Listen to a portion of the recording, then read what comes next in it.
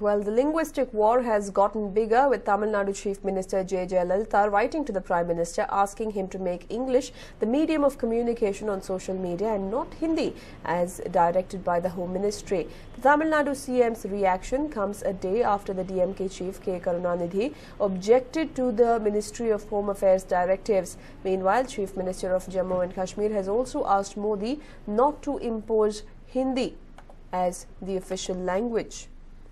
My colleague Varghese joins us with more details on this. Well, Varghese, one of those rare occasions when we see both DMK and the AIADMK on the same side.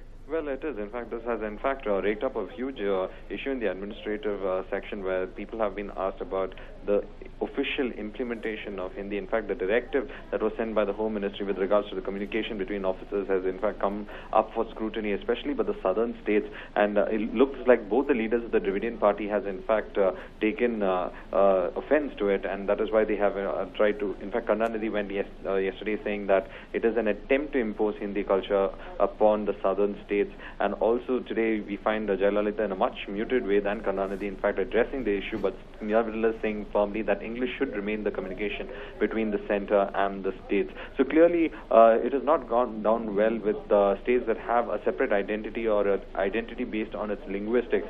So we have Omar Abdullah also coming into the picture saying that Hindi shouldn't be an imposed language. However, Venkaiah Naidu has said that the centre is not seeking the implementation or the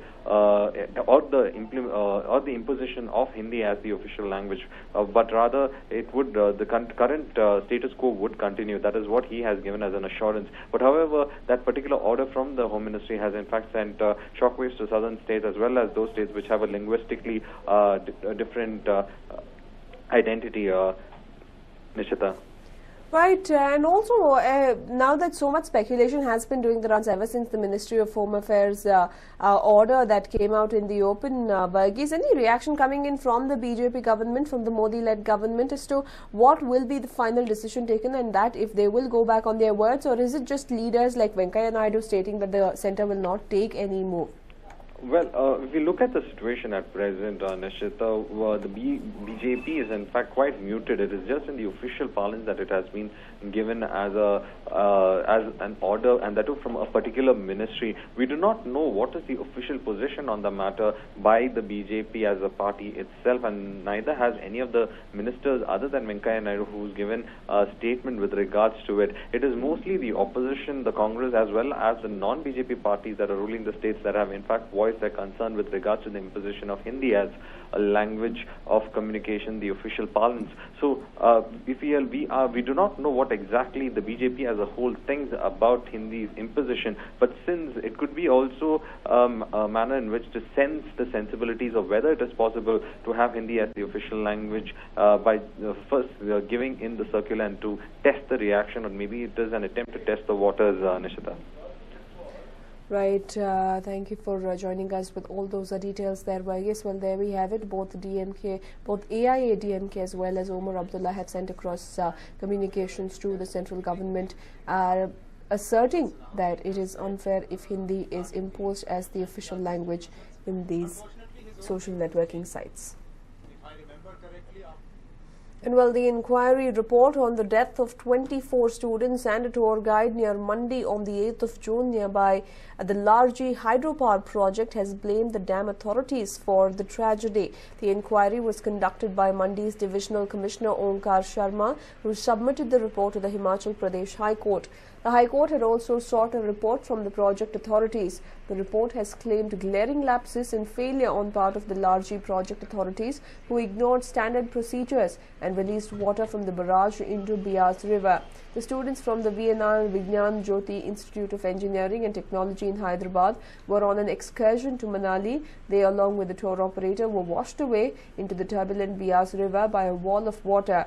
The Himachal Pradesh High Court has sent a notice to the Vigyan Jyoti College. The notice has been sent to the administration of the college. And in fact, let's not forget that 24 students were washed away in this horrific accident as they had gone into the Bias River to click pictures. But suddenly the water level rose as the gates of the dam were opened without any warning, and the rising water level washed away these 24 students. Bodies of few of the students were found much later after extensive search operations, but now an inquiry report has clearly gone on to state that the hydropower project officials are to be blamed. Earlier too, the court had wrapped the hydropower project officials and had even suspended a few of them, accusing them of being negligent in this act.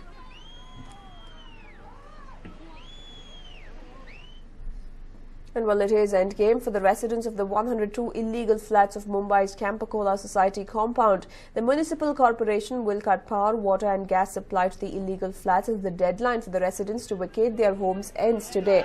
The BMC officials are at the compound to begin eviction of the residents who are living illegally in the compound. However, the residents who are left with no choice are still staying strong as far as their resistance against the BMC officials are concerned.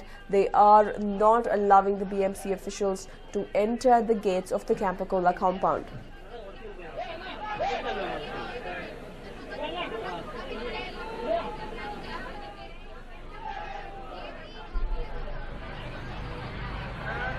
Well, the residents are left with no choice now but to vacate their homes as the demolition of the illegal flats will begin soon. 7 buildings of the Campacola Housing Society in Mumbai were constructed between 1981 and 1989.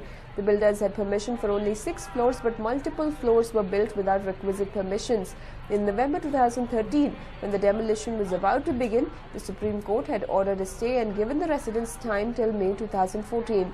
The residents went to court again in May, but this time the Apex Court dismissed their plea. The residents are not willing to leave the illegally built flats, which are to be demolished, even after the Supreme Court's refusal to give them relief.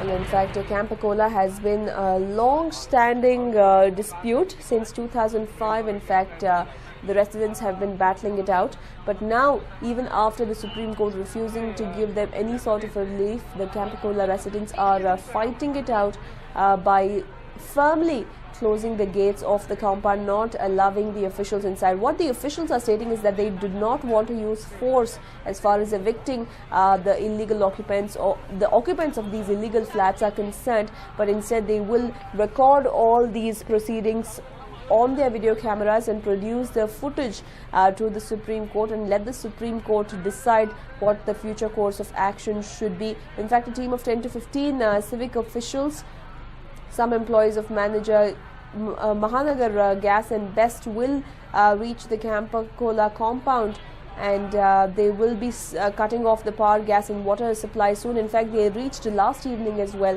but a stiff resistance being put forth by the residents of the Campacola apartments.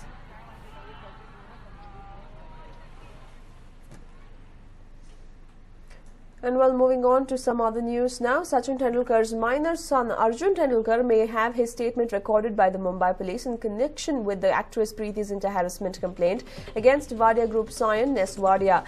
Arjun Tendulkar was apparently present at the Wankhede Stadium when the incident took place, and some reports are saying that Wadia may have allegedly abused him as well.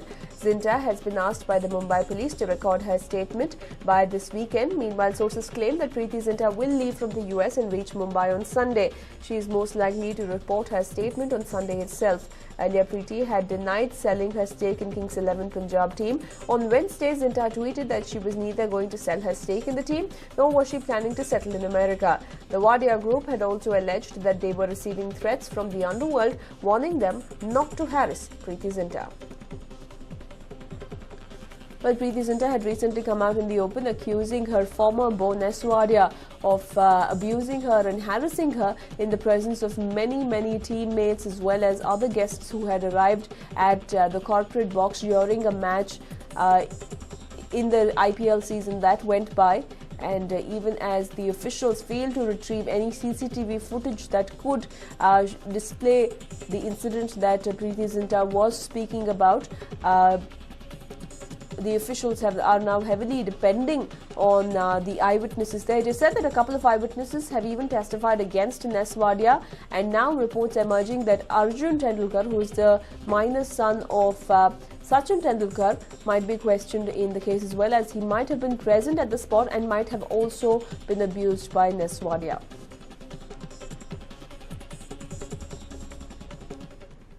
Well, late Jungle Jackie's movie Love is Poison has been released today, but look who is in town to promote her movie. It is none other than the hot Poonam Pandey. She was seen in Majestic's Kapali Theatre giving free tickets to the interested audience. Well dressed in a bright yellow gown, Poonam Pandey was seen interacting with fans. Poonam Pandey has done an item number in the film Love is Poison, that has the late Jungle Jackie as the hero, and to fans' surprise today they saw the hot sensation at the Kapali Theatre as she was interacting with the fans as well as distributing free tickets to them.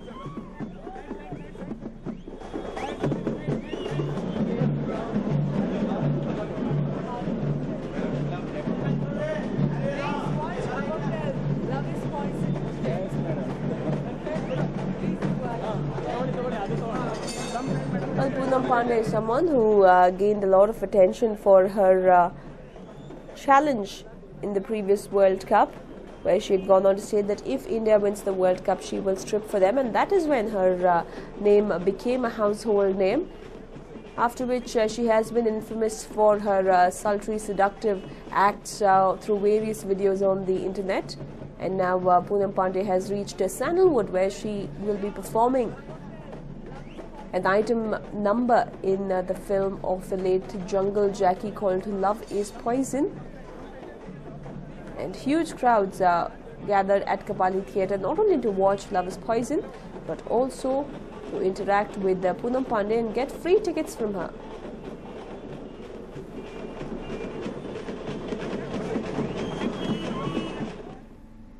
And well, every time there is a new child in the family friends come up with suggestions for a name. But here are 4 new members to the Mysore Zoo for which people from across the globe have suggested names. Meet Dazzle and Dawn and Sudhir and Riddhi. The zebras you see here were brought to Mysore all the way from Israel. The public was asked to suggest names for these 2 pairs, and while thousands penned down their suggestions, only 2 were picked out. ಜಿಬ್ರಾಗಳು ಸುಮಾರು 1.5 ತಿಂಗಳಿಂದ ನಮಗೆ tell Aviv zoo ಇಸ್ರೇಲಿಂದ ಬಂದಿತ್ತು. ಅದನ್ನು ಸಾರ್ವಜನಿಕರಿಗೆ ಮುಕ್ತವಾಗಿ ಪ್ರದರ್ಶನ ಮಾಡಿದ್ದಾರೆ ನಮ್ಮ ಮಹಾರಾಣಿಯವರು. ಇವತ್ತು ಅದರ ವಿಶೇಷತೆ ಏನೆಂದರೆ ಅದಕ್ಕೆ ನಾಮಕರಣವನ್ನು ಕೂಡ ಮಾಡಿದ್ದಾರೆ. ಒಂದಕ್ಕೆ ಡ್ಯಾಜಲ್ ಅಂತೇಳಿ, ಮತ್ತು ಇನ್ನೊಂದು ಹೆಣ್ಣಿಗೆ ಡಾನ್ ಅಂತೇಳಿ, ಮತ್ತು ಇನ್ನೊಂದು ಗಂಡಿಗೆ ಸುಧೀರ್ ಅಂತೇಳಿ, ಇನ್ನೊಂದಕ್ಕೆ ರಿದ್ದಿ ಅಂತೇಳಿ ನಾಮಕರಣ ಮಾಡಿದ್ದಾರೆ. Late Wadeyar's wife Pramoda Devi named 2 of the zebras Dazzle and Dawn. The names for the other 2 were picked out from the thousands of suggestions that came in from the general public. The other pair was named Sudhir and Riddhi. ನಾನು almost 15-20 ವರ್ಷ ಆಗಿತ್ತು penguin ತರಿಸಿದಾಗ ಬಂದಿದ್ದದ್ದು, ಅದಾದಮೇಲೆ ಬಂದೇ ಇರಲಿಲ್ಲ. ಈಗ ಬಂದು ಸಂತೋಷ ಆಯಿತು, ಚೆನ್ನಾಗಿ ಮೇಂಟೈನ್ ಮಾಡಿದ್ದಾರೆ. ಇನ್ನೂ ಚೆನ್ನಾಗಾಗಲಿ ಅಂತ ಹೇಳಿ ನನ್ನ ಅಭಿನಂದನೆ. ಜನ ನೋಡೋಕ್ಕೆ ಹೋಗೋದು ಮಾಡಿರೋದೆಲ್ಲ ಚೆನ್ನಾಗಿದೆ. ಇನ್ನು ಜೀಬ್ರಾಗಳು ಸ್ವಲ್ಪ ಈ ಕಡೆ ಬರಬೇಕು, ಜನದ ಹತ್ರ ಬರಬೇಕಷ್ಟೆ. The striped beauties were brought to Mysore a while back and have acclimatized to the environment. They can now be seen frolicking in the large enclosures within the zoo. Ram, News 9, Mysore. And well, after